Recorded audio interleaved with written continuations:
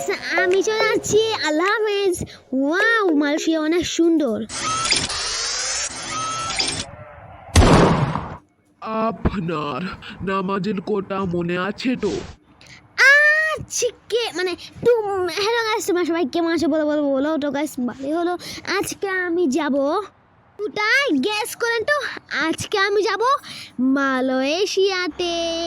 আমি তোমাদেরকে বলে ফেললাম, গেস করা লাগবে না। আমি তো আছি তো গাইস। আমি ড্রাইভারকে বোকা বানিয়ে আমি নিজেই গাড়ি ড্রাইভার হয়ে গেলাম। তো বলে গাইস, তো আল্লাহ হাফেজ। তো গাইস এসে বললাম মালয়েশিয়াতে। মালয়েশিয়া অনেক সুন্দর গাইস। দেশ নয় কি বলছি, মালয়েশিয়া অনেক সুন্দর দেশও হতে পারে। তো গাছ ভালো হলো। এখন আমি আমার ঘর পাচ্ছি না খুঁজে, কিছুই বুঝাস না গাইস। এই তো গাছ লোকেশন আমি যাচ্ছি গাইস। আজ কি জানি আমার ঘর কেমন হবে। তো ভালো হলো গাইস। তো লেটস গো।